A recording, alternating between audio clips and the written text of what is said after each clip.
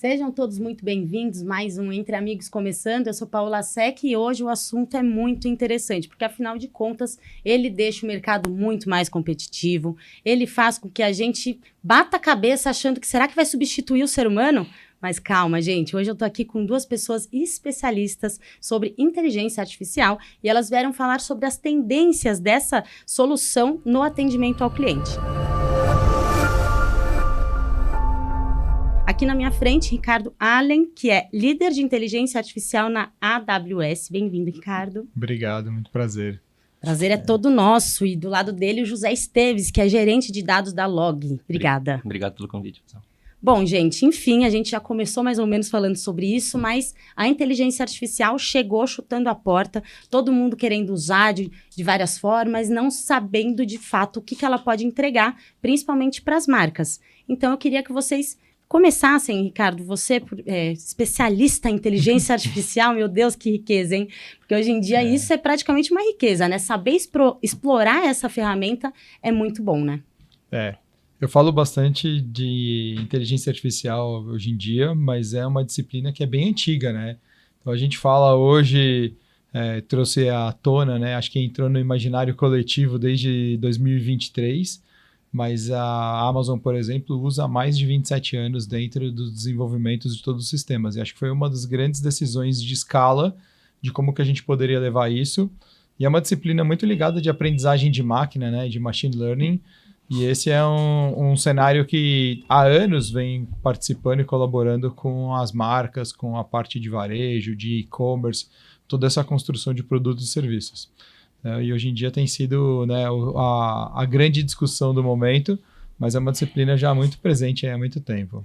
Mas agora tem também toda aquela parte de que os dados são o que fazem com que a inteligência artificial seja abastecida. Sim. Mas hoje a gente também tem a questão de LGPD, que tipo de dado que a gente pode usar. Então, como a gente estava até falando num episódio do Entre Amigos também, que hoje a gente vê só a pontinha do iceberg. Por baixo, né, no back ali, existe muito estudo. E, por exemplo, José, uma pessoa que quer começar a usar, eu tenho uma empresa minúscula, vendo faixa de cabelo, mas eu quero saber usar a inteligência artificial a meu favor. Existe essa solução para quem não é grande, para quem está começando, por exemplo? Existe, acho que entrando um pouco na linha do que ele mencionou aqui também, acho que esse boom que aconteceu, essa proximidade com a IA que desde 2023 o pessoal começou a ter, veio muito por causa das LLMs, que surpreendem a gente, né? A gente fala com o ChatGPT, eles trazem umas coisas super incríveis pra gente, mas foi o que ele disse, assim, vem há muito tempo. Só que eu acho que hoje em dia começou a se tornar cada vez mais acessível. Então, a IA, ela veio e, enfim, dessa nova onda que a gente está tendo, pelo menos a gente que trabalha muito próximo de dados, a gente percebeu que, sim, existe ainda muito ganho na parte mais complexa, para as empresas grandes, que têm pessoas muito técnicas, que conseguem, de fato, desenvolver soluções mais complexas. Mas a gente também consegue ver soluções ali para as empresas pequenas, do dia a dia. Se a pessoa, enfim, estudar um pouco, conhecer um pouquinho sobre, experimentar um pouco também, né? Acho que não é tão fácil assim, é um ponto que já vem pronto. Acho que é possível, sim. A gente tem até alguns exemplos na empresa, eventualmente, das áreas que não são as áreas técnicas. As pessoas começam a experimentar, elas começam a utilizar, daí a gente vê já ganhos muito interessantes. Então, tá abrindo essas portas. Requer um pouco, acho que, de insistência ainda, mas é uma direção que tá bem promissora. Não, e falando em logística, né? Como a inteligência artificial ela chegou para também tirar aquele óculos que a gente tinha de que, é a pior parte que existe do e-commerce, a logística. Aí ela veio para traçar caminhos diferentes. Qual foi uma solução que vocês colocaram a inteligência artificial e falou assim, isso aqui precisa ser replicado, que funciona? Olha, quando a gente fala de logística, em uma empresa de logística como a Log, acho que tem vários lugares assim que a gente consegue aplicar. Muitas vezes não tem nada a ver com a parte operacional da logística, muitas que tem até a ver com, de fato, a operacional logística. Acho que exemplos recentes que a gente teve no segundo semestre de 2024, primeiro semestre, perdão, de 2024, a gente estava fazendo toda uma mudança ali na forma como a gente roteirizava a última milha, que a gente fala em operação, que é aquele driver que chega na porta da sua casa para poder entregar o pacote. E a gente estava experimentando e utilizando a IA justamente para poder mudar a forma como que isso funcionava. E antes que era muito manual ou eventualmente eram regras já pré-estabelecidas, a gente aplicando um processo ali utilizando inteligência artificial, a gente conseguiu otimizar as rotas e, enfim, a gente tem números muito legais, assim, para poder mostrar. A gente reduziu em cerca de 18 mil quilômetros percorridos de drivers. E isso, para empresas de logísticas, é super relevante, porque a gente está falando de menos tempo para poder entregar as coisas, menos custo, menos densidade de rotas. Mas acho que para a pessoa, enfim, que está esperando o pacote chegar lá também, isso é muito importante, porque é mais rápido para aquele pacote chegar, é mais previsível aquilo de acontecer.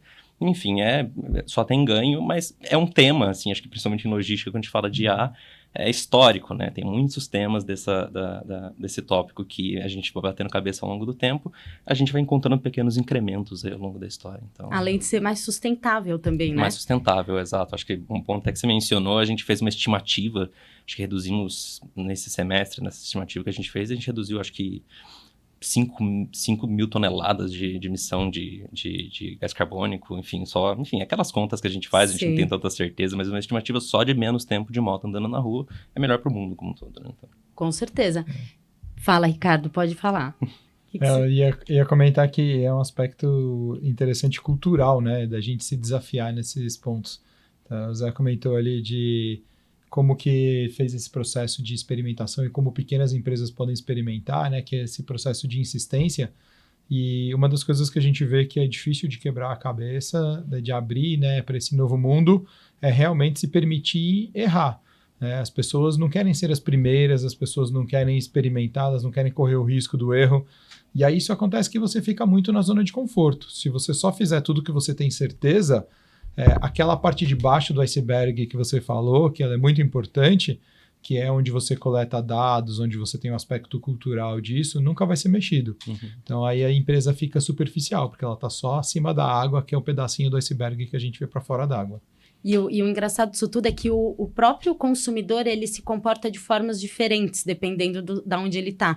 E a gente consegue, com os dados, entender como ele faz isso e chegar nele através dessas pesquisas, até das falas, né? A gente fala hoje, nossa, tem alguém me ouvindo, porque eu falei que quero comer pipoca, a pipoca apareceu no meu celular. De repente, tá na promoção a pipoca. Então, isso tudo está muito ligado a esses dados que são coletados. E esses dados coletados, eles são dados sensíveis a ponto da gente conseguir personificar essas entregas para cada pessoa em específico? Olha, eu acho que como uma boa resposta é sobre tudo depende, né? Acho que definitivamente acho que tem um trabalho ético aqui de se fazer com os dados e tomar cuidado para que a gente não utilize informações sensíveis e não disponibilize informações sensíveis. Enfim, acho que a gente conhece sobre algumas empresas que pode ser que utilizem esse tipo de coisa, mas sempre existe esse cuidado para poder garantir que não tem essa personificação, e ainda mais agora, quando a gente fala de LLMs, enfim, dados da sua própria empresa, dados do seu cliente, enfim, informações pessoais, a gente tem que tomar muito cuidado como que a gente coloca para poder disponibilizar, porque a gente sabe que, enfim, aquilo está aprendendo com tudo que está acontecendo na internet, sabe? Então... precisamos tomar cuidado com LLMs. A gente fala muito das empresas tomarem cuidado de não usarem modelos onde os dados dela retreinam os modelos. Então, seus dados nunca podem ser usados para esse fim. E você sempre tem que tomar cuidado, desconfiar se o sistema for muito fácil de acesso, assim, sem nenhuma cobrança, nenhum custo. Aquelas letrinhas miúdas que a gente está acostumado a não ler e relevar, aceitar, nesses casos são extremamente complicados. A gente tem casos públicos, globais, de empresas grandes com altos controles de privacidade, que funcionários usaram informações de projetos confidenciais para fazer consultas em LLMs públicos, e isso retreinou o modelo e concorrentes tiveram acesso a essas informações. Porque aquilo faz parte de um global agora, de um bolo mundial de informação, e se alguém souber fazer a pergunta, consegue saber se alguém já imputou algum dado sensível ou não.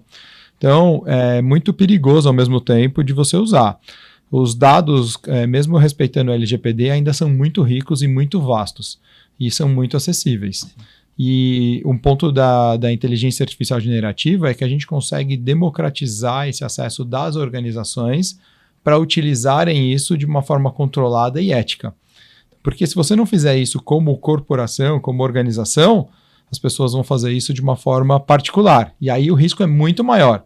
Então a gente vive um mundo interessante porque se a empresa não correr para dar esse acesso a essas ferramentas para os funcionários, o risco é muito maior do que bloquear. Porque bloquear já se tornou quase que inviável, quase que impossível. E é engraçado, assim, porque você falando isso me lembrou que a gente que trabalha nessa nesse front, nessa vanguarda, a gente tem uma dupla função, porque, exatamente, a gente precisa disponibilizar essas ferramentas, porque é muito valioso, assim, o mercado inteiro está falando sobre isso, mas, ao mesmo lado, a gente tem que ser a pessoa que vai lá e fala, galera, mas assim, não é para poder usar de qualquer jeito, a gente tem que controlar, a gente tem que ter essas regras. Então, a gente incentiva, mas a gente freia também, a gente quer avançar, mas a gente sabe que a gente precisa controlar. E, enfim, as experiências que a gente teve ali de disponibilizar alguma coisa interna para o pessoal utilizar, que não esteja conectado de fato com a internet, que seja um modelo que não utilize dados para poder retreinar, mas ao mesmo tempo, talvez dar liberdade para a pessoa poder tentar fazer alguma coisa pessoal, mas não colocar dados da empresa.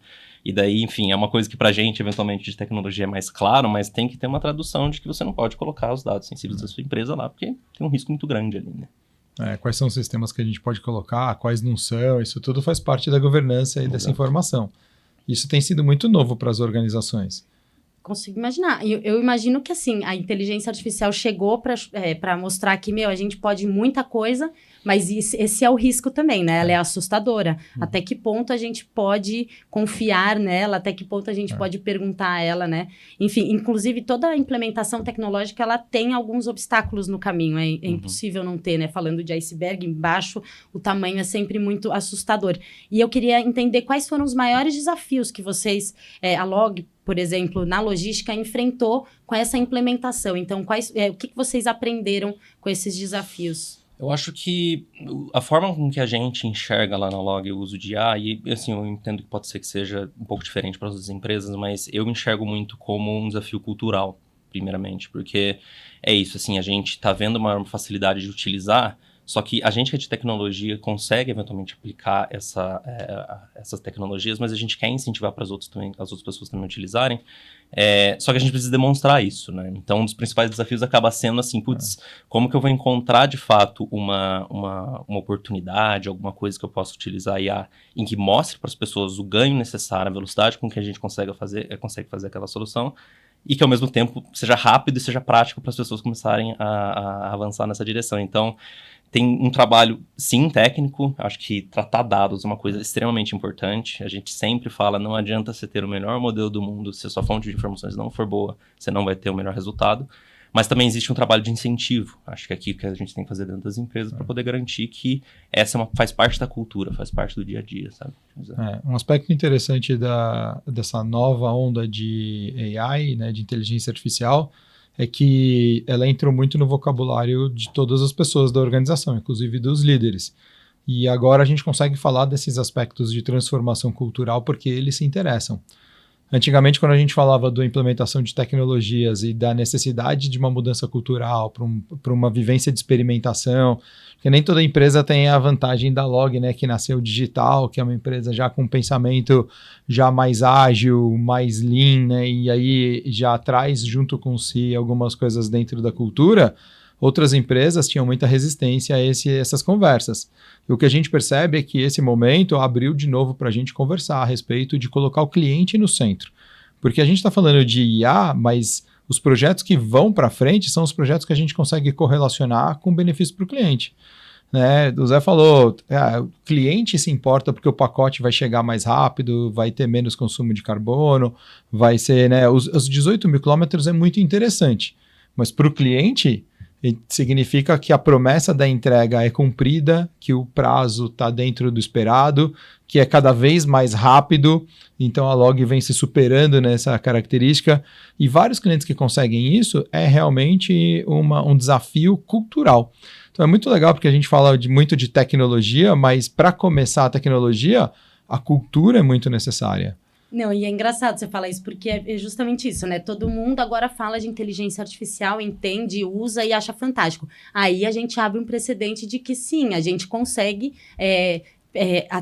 melhorar processos dentro dessa empresa, otimizar tempo, ganhar mais dinheiro. E eu queria entender, toda essa implementação, né, com todos esses desafios, elas trouxeram uma crescente que foi percebida pelos líderes e hoje é implementada. É basicamente isso, né? Tipo, foi provado que a inteligência artificial ajuda, sim, a empresa a crescer. Sim. Sim, foi provado.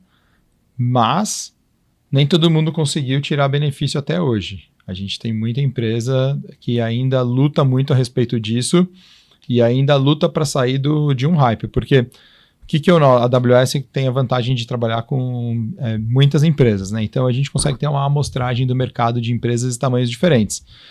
2023 foi um ano muito de provas de conceito. Vamos ver o que essa inteligência artificial é. 2024 foi, mas agora eu tenho uma pressão do board, eu tenho uma pressão dos executivos, eu tenho uma pressão do mercado de colocar alguma coisa para funcionar. E aí entraram vários chatbots para funcionarem e várias coisas que não estavam conectadas com o core da empresa. Em 2025 a gente vê tá bom, eu tenho já coisas em inteligência artificial funcionando, mas agora eu preciso fazer isso ajudar o meu negócio realmente a tirar valor. Eu sei que pode tirar valor e tem vários casos no mercado, mas como vai funcionar no meu caso?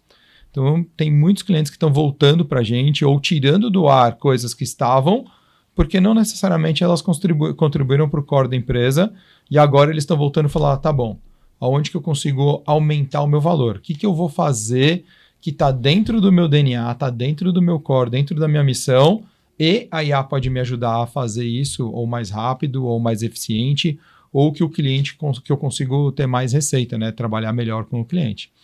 A gente está nesse momento hoje. E lá, José, na Log, vocês também perceberam essa necessidade? A gente percebeu, mas assim, esse hype, né, de, enfim, utilização de dados, acho que o dado ser a nova fronteira, que a gente sempre fala, ele já vem há algum tempo, e com a IA não é muito diferente, uma máxima que a gente sempre tenta aplicar e sempre tenta falar para os boards de que um dos desafios da IA é também quando saber não utilizar a IA. Porque, às vezes, existe uma tentação por utilizar a IA em todos os cenários possíveis. E em muitos lugares você não precisa fazer aquilo. Em muitos lugares é muito caro você aplicar uma IA. É muito difícil de você desenvolver. O retorno do investimento de uma IA pode ser que demore. Então, a gente tem que conseguir separar uma coisa da outra. Mas quando a gente faz isso, daí a gente começa a perceber, de fato, quais são os lugares onde a gente tem o melhor retorno possível. Então, a gente já teve essa prova de que esse retorno existe. Mas ela não nasce numa tentativa de fazer isso em todos os lugares. Nasce de você ter um time focado, nasce de você ter um objetivo focado e um projeto bem direcionado e conseguir provar com esse projeto para os boards, para as pessoas eventualmente não técnicas sobre como aquilo de fato impacta o negócio. E também, acho que é um desafio também de traduzir aquilo em números de negócio. Né? Acho que às vezes de tecnologia a gente esquece um pouco, mas enfim, traduzir aquilo em dinheiro, traduzir aquilo em retorno financeiro. Mas a gente viu sim esse retorno e daí com o passar do tempo, este retorno é o que possibilita a gente abrir um pouco os olhos e colocar mais investimento nessa área, talvez com outros times, ampliando um pouco mais as atuações, mas sempre com esse lado de responsabilidade muito junto, muito próximo de nós, porque no passado a gente sempre desenvolveu, lá na Log, eu tenho certeza que em todos os lugares também sempre aconteceu, a gente passava muito tempo desenvolvendo alguma coisa, na super expectativa de que aquilo ia entrar e dar um grande impacto, mas eventualmente quando aquilo lá entra, fica um tempo, não adere e eventualmente morre e a gente tem que voltar lá e pedir para poder desligar. Então tem que ter essa responsabilidade de onde que a gente vai colocar, qual que é, enfim, o pareto ali essencial para a gente poder conseguir desenvolver e no fim das contas quando a gente faz isso, daí os retornos eles chegam bem rápido. Assim. Você falou que a IA já é velha, né? Agora que a gente está falando dela. Mas ela ainda tem para onde evoluir? Então, a gente, claro, você falou muito em preparação. A gente precisa estar preparado. Primeiro, como que a gente se prepara para isso? Tem que estudar muito? Você já deve estudar isso faz muito tempo. Mas a gente hoje tem ainda algum lugar que você fala, não, eu preciso aprender porque isso pode ser um problema para minha empresa caso eu não saiba usar. Sempre tem uma novidade, né? Sempre tem alguma coisa. Tem duas grandes palavras de hoje em dia que têm sido agentes de AI e um protocolo novo que chama MCP, né, que é o Model Context Protocol, que é um protocolo para fazer esses agentes de IA se falarem entre eles. Porque uma das tendências que a gente fala em IA, a gente fala muito de IA generativa hoje em dia, que foi o que trouxe muito esse tema de IA à moda, né, ao imaginário coletivo. Dentro dessa IA, a gente tem a IA generativa, que é essa que a gente consegue conversar, que parece que pensa, mas ela só parece, ela não pensa de verdade, ela tem um modelo que emula o raciocínio, a criatividade e vai continuar sendo humana, e depois disso a gente tem os agentes de AI, que são esses agentes de inteligência artificial que conseguem executar tarefas onde a programação é muito mais para uma tarefa, muito análogo a você contratar uma pessoa e dar uma atividade para ela que ela vai ter que tomar uma decisão, criar um raciocínio, executar a tarefa e te dar o resultado. E esses agentes de AI hoje em dia precisam se falar entre eles. E aí criou-se um protocolo sobre isso. Então isso é algo que a gente precisa estudar hoje. Uhum. A boa notícia é que, assim, mesmo que a gente não tenha familiaridade com todo o histórico, 25 anos de machine learning, aprendizagem de máquina, inteligência artificial, dá para a gente fazer um salto e fazer um corte no dia de hoje e estudar o que precisa. O Zé falou no começo, né, de estudar, né, de buscar, de conhecer, e a gente fala muito na Amazon de aprender e ser curioso. Então, é uma tarefa que vai ser constante. É muito mais importante ter esse espírito desbravador de buscar, de conhecer, do que ter um conhecimento duro e sólido e exclusivo dentro de alguma tarefa. Porque mesmo que você pegue um cientista de dados que conhece muito a respeito disso, mas que não está interessado em aprender coisa nova, muito em breve ele já vai ser um dinossauro, já vai estar atrasado. Então é mais importante você se atualizar, e a própria IA hoje, essa IA conversacional, ajuda você, fala assim, eu quero criar um plano de treinamento. Tem muito material gratuito, tem muito material disponível. Né? Dentro da própria AWS, a gente tem um site de treinamento que tem material, uma série de conteúdos gratuitos para as pessoas, até quem começa do zero pode ir lá entrar e começar a falar o que é isso, do que a gente está falando. E acho que isso a gente vai levar para todas as empresas, né? Seja uma pequena empresa, uma grande empresa, mesmo na grande empresa, ela às vezes não tem essa estrutura de dar este conhecimento, às vezes ela demora. Se você é curioso, curiosa e quer ir lá atrás, vai atrás, que o conhecimento não vai ser demais, não. Essa semana, né, eu li um artigo no LinkedIn que falava que a gente falar, por favor, obrigado, dar um nome para sua inteligência artificial, isso tudo colabora com as entregas. Isso é uma verdade ou a gente só está gastando dinheiro ali desses dados que falaram, você falar um por favor gera bilhões de dinheiros, não sei o que lá. Eu falei, gente, como que isso é possível? Agora eu tô com o mestre aqui na frente para desvendar esse mistério. É um pouco de lenda, tem algumas coisas ali que todas as palavras têm custo na hora que você gera, mas você tem forma quando você programa, se você faz isso de um formato de armazenamento dessas informações, de não onerar tanto a sua infraestrutura. Então, você consegue driblar um pouco esse cenário de não aumentar o custo. E o por favor, o obrigado, eu acho que é uma prática que a gente tem, que eu acho que para IA não faz diferença, mas para a gente torna isso uma relação mais humana, né? A gente tem essa tendência de buscar essa humanização da tecnologia, né, de rostos, de nomes, de como criar isso um pouco mais próximo do ser humano. Tanto que o uso número 1 em 2025 tem sido da inteligência artificial como terapeuta pessoal, né? É o número 1 do uso de consulta da IA. Era o número 2 de 2024 e subiu para número 1 em 2025. Caramba. É o terapeuta pessoal das pessoas. Que máximo. Tem até gente que arruma namorado, né? Tem gente que arruma... o céu é o limite.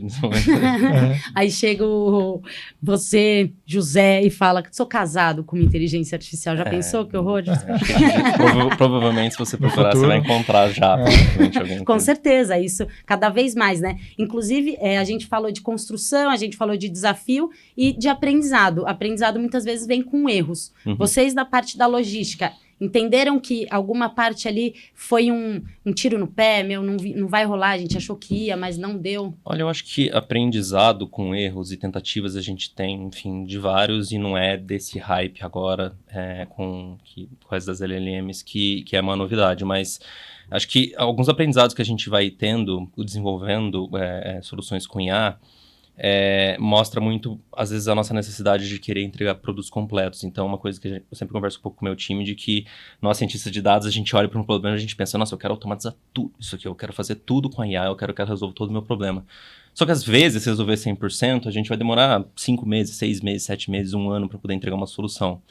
Às vezes, se resolver 70%, 60%, 50% do seu problema, automatizar, já deu um retorno muito grande para aquele investimento que você está fazendo na tecnologia, e você não demora tanto tempo para poder colocar aquilo lá em produção. Então, eu diria assim, é até um pouco cultural, novamente, que a gente vem falando, tem muito desafio técnico, coisa que a gente vai aprendendo. Uns tempos atrás, a gente estava até discutindo internamente, eu perguntando sobre o que era a melhor forma de fazer, todo mundo falava, esse negócio tem 1 ano, tem 2 anos, a gente está descobrindo ainda a melhor forma de desenvolver, mas eu diria que é muito cultural para a gente de tecnologia entender que soluções rápidas, muitas vezes têm um retorno muito grande, eles já ajudam bastante a corporação, mas ao mesmo tempo, eu acho interessante a gente também lembrar que, principalmente quando se fala de chatbots, a gente fala de IA, tem um mundo amplo, mas principalmente quando a gente fala de chatbots, geralmente a gente quer colocar aquilo para o público. E na Log a gente tem exemplos de chatbots que a gente desenvolveu para poder fazer atendimento. E a gente quer colocar para o público, a gente quer experimentar, mas a gente fica com medo de fazer isso. A gente fica com medo de disponibilizar, ela falar alguma bobeira ou alguma coisa do tipo. E a gente fica aperfeiçoando. E cada vez mais a gente está tentando voltar àquela mentalidade de startup de vamos fazer MVP, vamos colocar, vamos ver se tudo isso que a gente está imaginando que a gente precisa desenvolver vai ser necessário. Porque é isso, assim, existe um tempo de desenvolvimento que é custoso e informação de dados, informações de retorno de teste é em público, né? Em produção é muito rico, né? Então, agora a gente está numa fase lá também que cada vez mais a gente quer testar isso, a gente quer colocar mais produtos em produção, não mais produtos em quantidade, mas com mais velocidade em produção, porque a gente quer também acelerar o aprendizado que a gente tem dentro de casa. Foi o que eu disse, é uma tecnologia muito nova, todo mundo, enfim, diz que existe a melhor forma de como que utilizar uma coisa ou outra, mas a realidade é que vai passar 5 meses e vai estar tudo diferente, sabe? Então, a gente precisa ir aprendendo, e daí, acho que, voltando até um pouco o ponto que ele mencionou sobre aprendizado, acho que esse boom veio muito, de fato, porque, poxa, um LLM, você conversa em português, fala obrigado e tudo mais com ele lá, e você consegue ver ele funcionando. E é a direção, assim, ele vai cada vez mais fácil da gente aprender a utilizar ela e colocar aquilo lá, mas a gente também precisa testar, ver o que funciona com o nosso público, ver o que funciona, no caso, para o público de logística e para as outras empresas, o seu público específico. Eu vejo hoje em dia o chatbot como um termômetro da evolução do varejo. Então, a gente antes não tinha ninguém para falar, ou era uma pessoa, tinha uma equipe lá humana respondendo, de repente vieram chatbots e teve uma enxurrada de críticas, né? Nossa, mas eu não aguento falar com o computador. Agora, o vício das pessoas é acordar e falar com o chatbot, né? Tipo, praticamente ali no site GPT, bom dia, chatzinho. Então, eu acho que essa relação mudou porque o aperfeiçoamento por trás disso tudo no back foi infinita, né? Sim, A gente tem um cliente que ele automatizou o bot dele para respostas com os clientes, é um cliente de mercado imobiliário, e ele fez uma forma bastante humanizada dessas respostas, deu uma persona, como se fosse uma corretora mulher, e alguns clientes chegam no imóvel e querem falar com ela, não entendem que estavam falando com um bot, esperam ser atendidos, né? Então chega uma outra pessoa e fala assim, então agora eu que vou dar continuidade, fala, mas ela não vai vir aqui? Não é ela que dá a continuidade? Não, então, assim, ela existe, mas não fisicamente, né? Sou eu que vou dar a continuidade.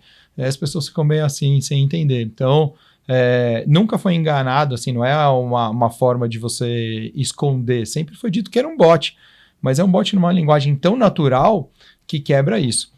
E aí, acho que para os varejos, e-commerces, né, toda essa cadeia de atendimento que tem contato com o público, é uma grande atenção disso de por que alguns processos a gente migrou para o digital, mas não digitalizou o processo, né? Por exemplo, antigamente eu tinha a URA.